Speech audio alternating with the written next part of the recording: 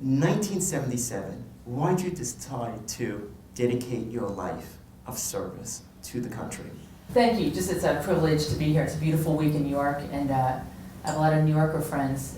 When I've been sitting notes saying, "Why are you complaining about humidity? It's perfect." It's great.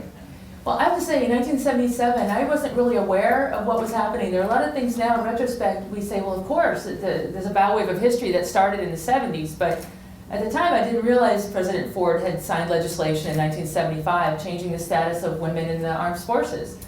Before that, and you may have met senior women from those days, and they didn't have families, and so people sometimes took some dark conclusions from that, but they didn't have families because they could not.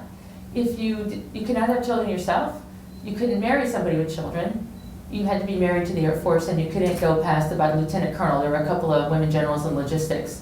But that changed in 1975, and then opened the doors for women to attend federal service academies.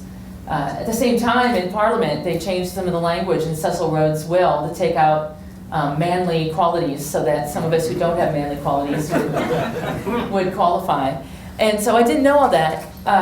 My family did not have a great tradition in college.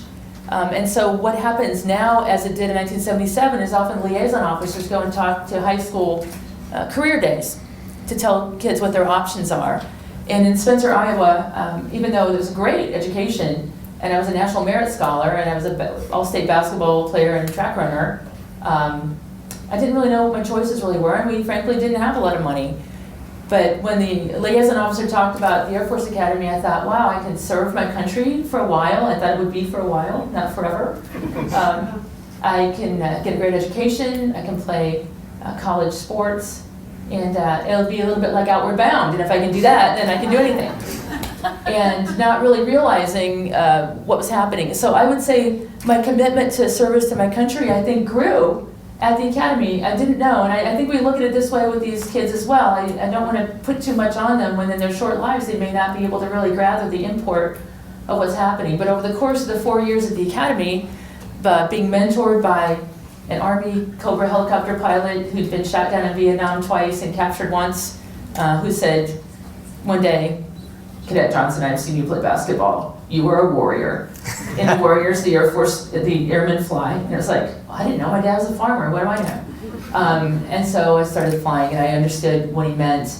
And I was mentored to compete for a Rhodes Scholarship, which I might not have. And I bring that up, not just because it applies to me, but kids now, as accomplished as kids are, and they're sophisticated, and they're connected by social media, they're not always pushed out of their comfort zone to be even more than they could have imagined. And so that's something that's been solid since then. So that's how I came to understand my commitment, and then to have a chance to study in England and really understand the nature of my patriotism, that it's not a blind patriotism, but it's one acknowledging we're not perfect, but we're really better than everything else. No offense to my colleagues from other nations. So it was in the Cold War, and it was just a wonderful, real privilege. So my commitment has grown. So I'm sorry for the long response, but It's perfect. yeah.